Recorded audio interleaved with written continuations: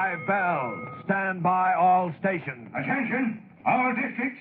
A 5-alarm fire. 5 bells. Move in immediately. That's it. Let's roll. Let's go. Firefighters.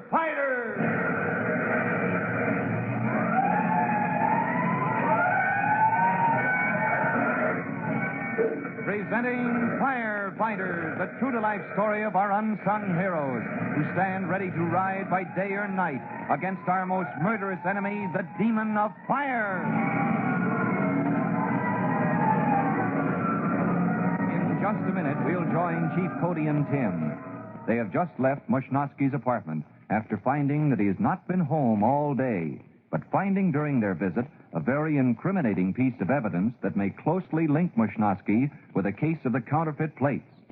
They saw a pair of tweed pants that seemed to match the tweed coat the plates were wrapped in that Mushnosky and Tim found at the bottom of the river. But before we learn the next thrilling development, here's an important message.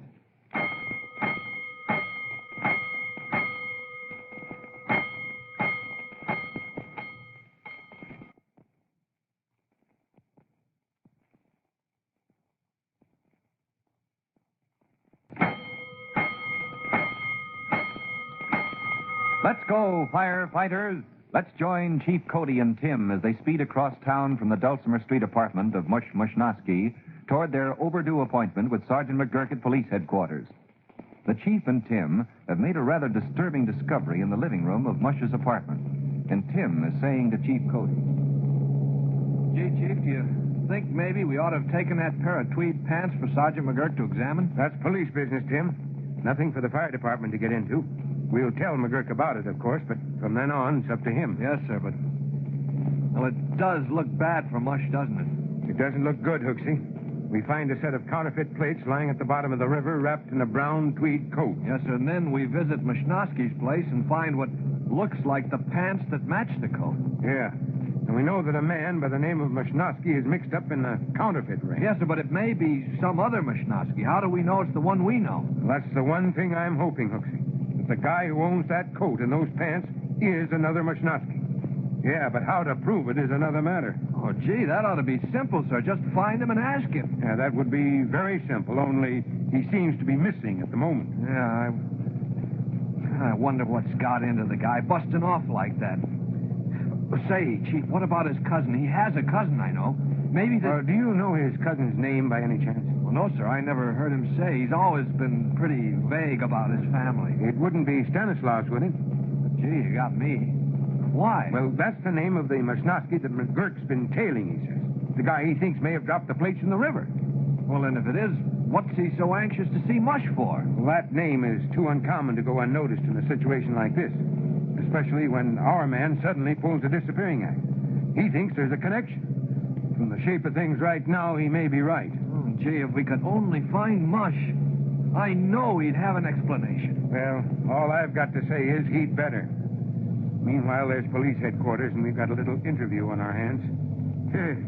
I sure hate to think what McGurk's going to say when he learns Mushnosky is missing. Chief Cody and Tim lose no time mounting the stairs to the detective's quarters. As they enter the room, they're greeted by the voice of Sergeant McGurk. Hello, Chief. You're late. Where's your man Mushnosky? Now, take it easy, McGurk. We haven't located him yet.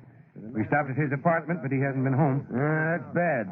Any idea where he might be? Well, he may have gone back to the rescue station. I'm going to check by phone. You better do that.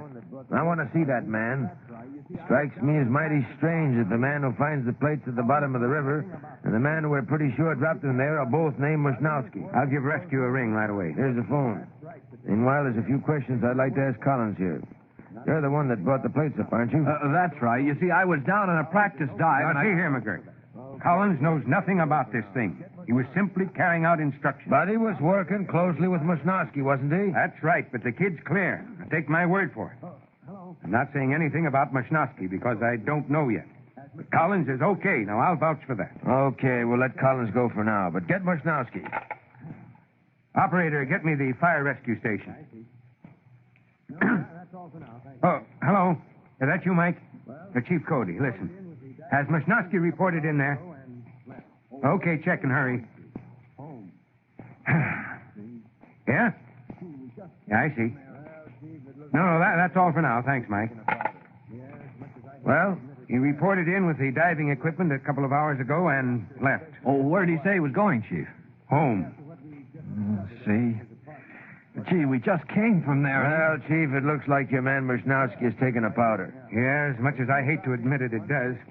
And I don't like it. Especially after... Especially after what, Chief? Especially after what we just discovered over in his apartment. What's that? You know that tweed coat the plates were wrapped in? Yeah, I got it right here. Yeah. Well, if you'll drop in at 113 Dulcimer Street, I think you'll find the tweed pants that match that coat. Good gosh, man, why didn't you tell me before? That's an important clue. I'm telling you in time, they're still there. Don't worry. This may be the thing we need to break this case. I was hoping we'd find Mushnowski and let him supply some of the answers, but now it looks like you're going to have to dig them up yourself, McGurk. Don't worry, I will. I'm on my way to Dulcimer Street right now. Oh, what about Mushnowski? You're still going to need him, tweed pants or no tweed pants. I'll find him. If it takes every man on the force, I'll find him. I still can't believe one of my men is tangled up with a counterfeit gang. I still believe it may be another Mushnowski. But to find out for sure, we've got to find Mush. So if there's anything we can do, just let me know. Right, Chief. I'll see you later. Oh, McGurk, before you go. Yeah? There's an old lady at Dulcimer Street, Mush's mother. Now, she knows nothing about this, I'm sure. Try to be a little easier on her, won't you? Why, sure, Chief. Make it as easy as I can. Well, thanks. She thinks the world of her son. When Sergeant McGurk said he'd find Mushnowski if it took every man on the force, he meant just that. But sometimes finding a man isn't so easy, especially if that man doesn't want to be found. And apparently Mushnowski didn't want to be found. 3 days have gone by now, and Sergeant McGurk and his men have scoured every block of the city. But Mush is still missing. Down at fire headquarters, Tim is talking the situation over with Chief Cody. You know, Chief, I still don't think Mush is guilty of anything. I don't know, Hooksy. I thought so, too, until he turned up missing. Now I'm not so sure. But the tweed pants turned out to belong to his cousin. Yeah, that's cleared up at any rate. Now McGurk's looking for Mush and his cousin. I have a feeling that Mush is afraid. He probably knows his cousin's mixed up with a counterfeit gang, and he's scared the police will implicate him, too. How do we know he isn't in cahoots with his cousin? I just can't believe it, Chief, knowing Mush as I do.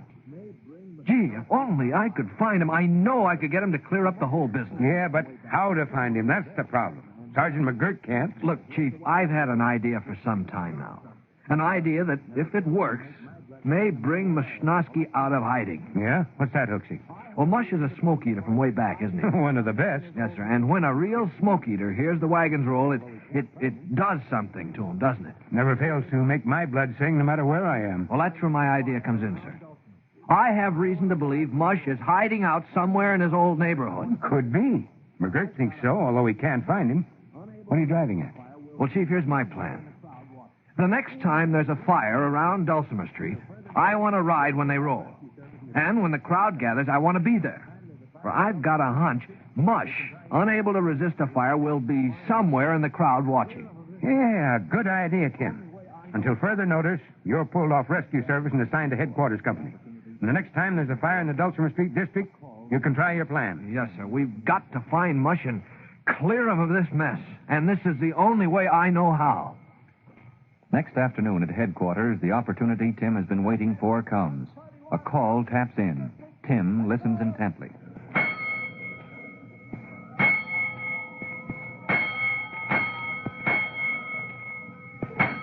That's it. 131, the Dulcimer Street district. Let's roll.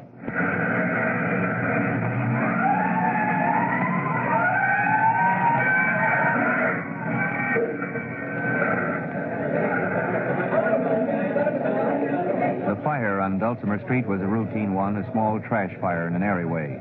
But the usual crowd gathers, surging and milling around the big fire trucks.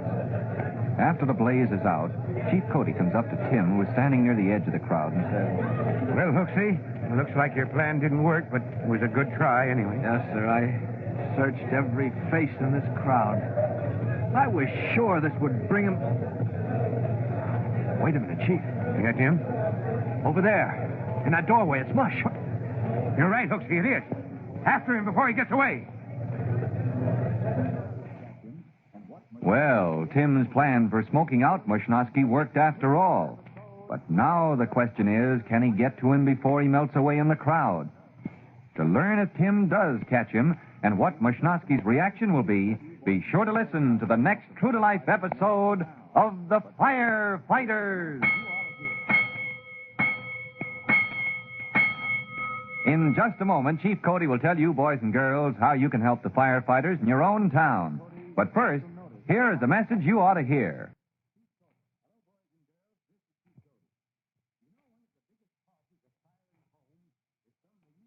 And now, Chief Bob Cody with a special notice for the Firefighters Brigade.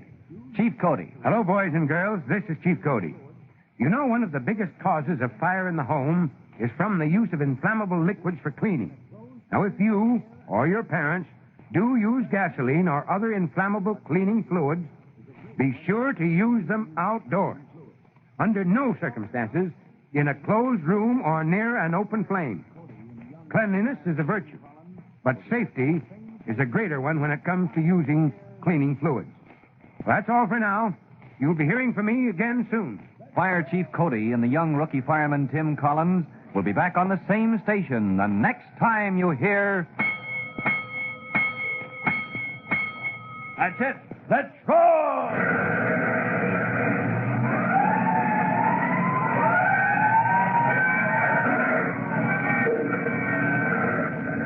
Let's go! Firefighters!